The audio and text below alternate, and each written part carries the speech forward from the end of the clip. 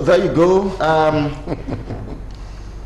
The people who represent many Nigerians, the over 180 million of Nigerians, exchanging blows. Some had to stage a walkout, and I don't know what to make of what keeps playing out, gentlemen. But let's begin with a passage. Then we'll get to talk about other things. Really, again, Ayo, let's begin with you.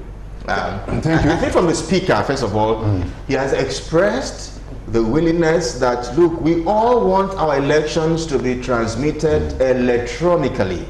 But we are not just ready yet, because the expert from the NCC says we are not ready yet.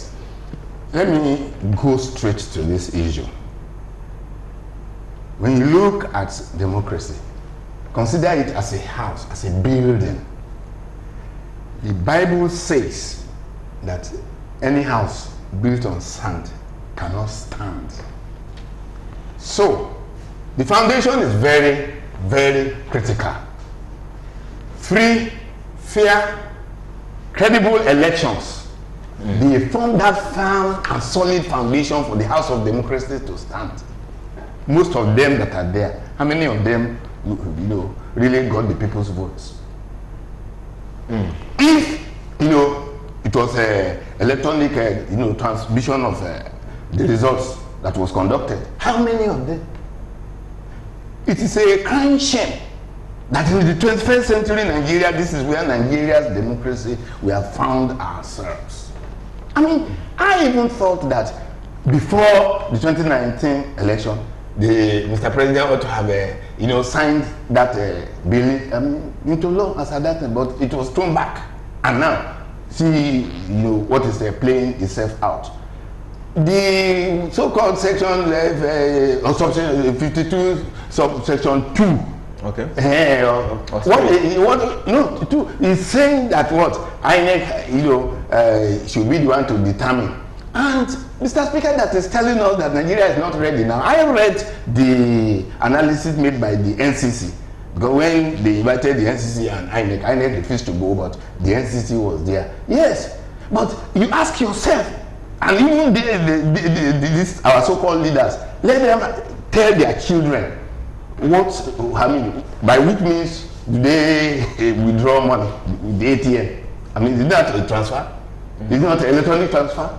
By which means were their children registered for WAEC and JAM? Is it not by electronic transfer and transmission of the argument? So this is election. Yes, this is not JAM. Yes, I know. This is not money transfer. This is election. And if we don't get it right, you. Well, okay. Let me tell you this. Let me tell you when are you going to get it right? If you don't start, you have to start. I mean, issues of this nature are very critical. How will you know the foibles, the mistakes, and how will you correct those mistakes if you don't start? So you have to start. All right. So Shegun, first of all, why was INEC not there? I don't think they invited INEC. INEC was invited. The NCC was invited. INEC was invited, but INEC refused to go. INEC refused to show. But Festus Okoye this morning gave another perspective to all these things on one of the news media, and I listened very carefully.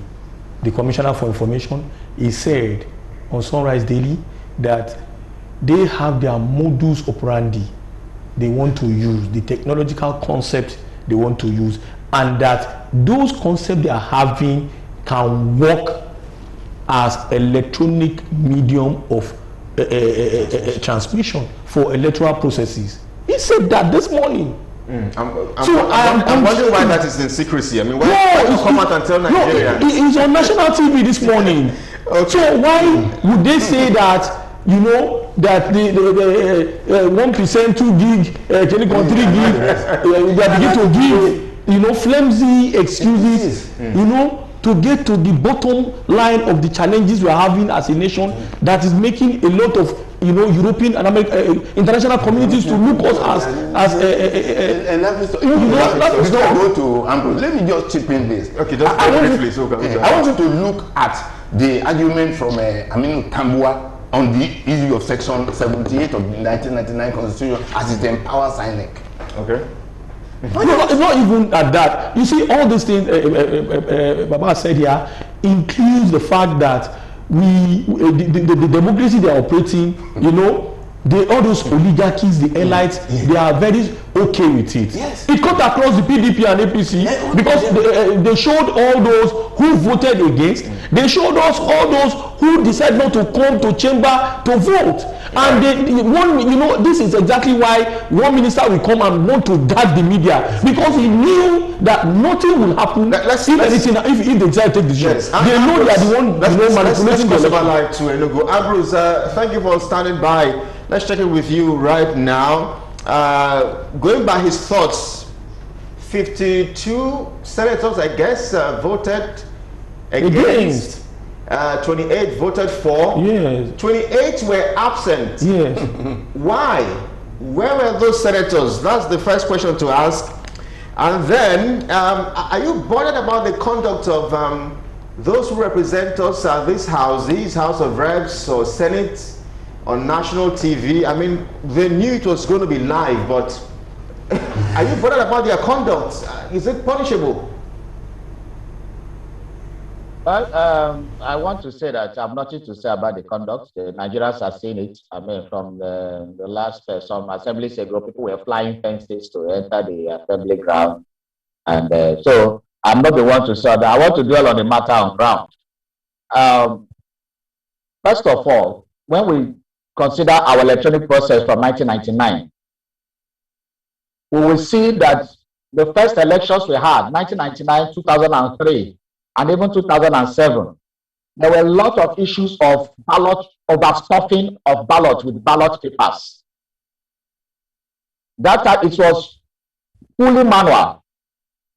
And then as we continued as a people, we tried to introduce the card registration by electronic means, and we were at it. And then we started having permanent voters card rather than paper. We started having the electronic card. We graduated from there in 2015 to what we call the card readers. That you cannot just come with any card, but that card has to be validated by the content of the card. Your information has to be tally with the person standing. And then we had that's where we had the thumb printing and the rest. Now, INEC wants to take it a little bit, a notch higher. And then some people have truncated it because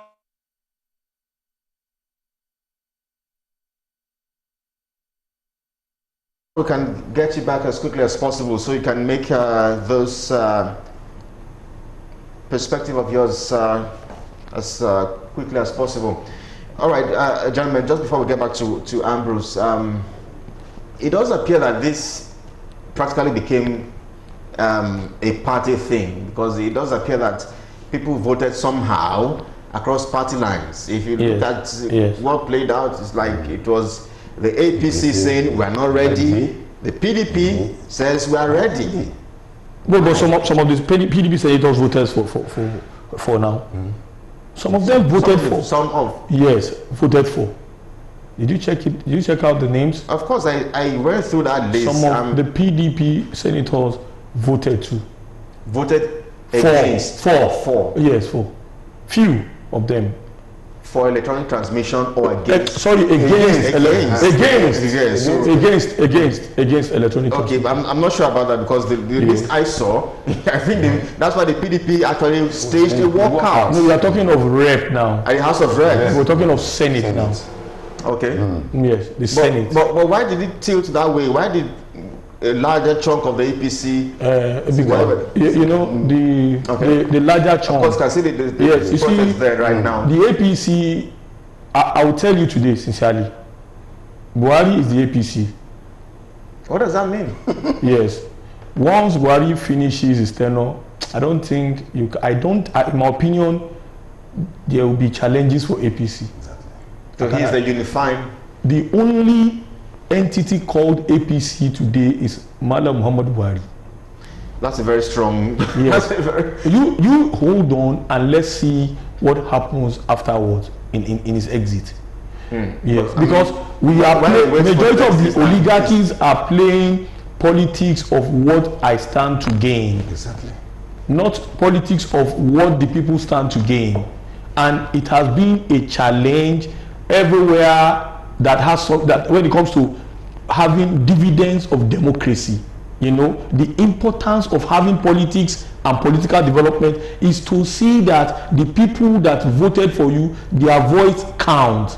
But in many of these occasions that we have seen now, their voices, if not even important, not even count, because they showed it to the Nigerian people that their voices is not even important in this manner. Exactly. If not, the Nigerian people are telling you that we want electronic transmission, and you will come on the floor of the Senate to tell the people that you have consulted your constituents and that what they say is this against what the people are saying. So purely, I think Ambrose is back. Let's see if we can get his concluding thoughts. Ambrose, great to have you back.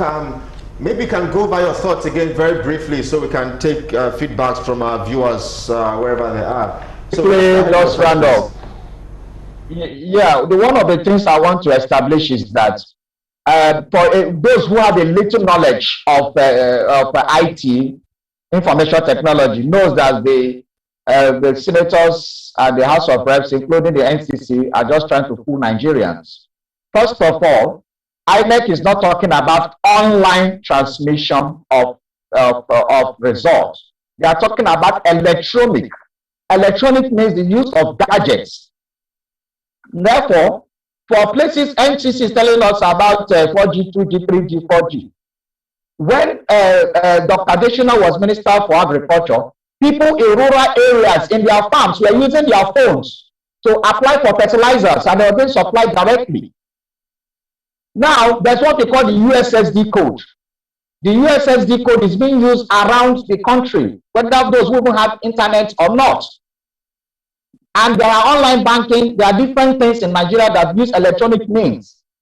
So what it means that INEC should be left alone to work at the modalities of the parts of the country that don't have electronic.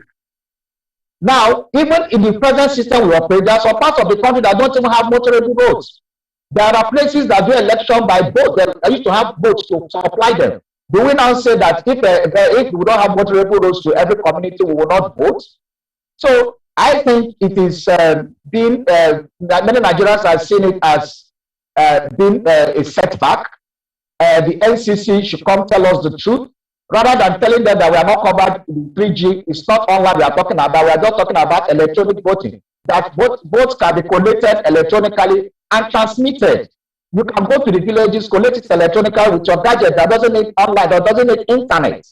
You collect it electronically, come to maybe the local government headquarters or state headquarters where there is network, and then you can send it electronically to the state capital or to Abuja, as the case may be. Anybody who is against this way of progress has questions to answer to the Nigerian people.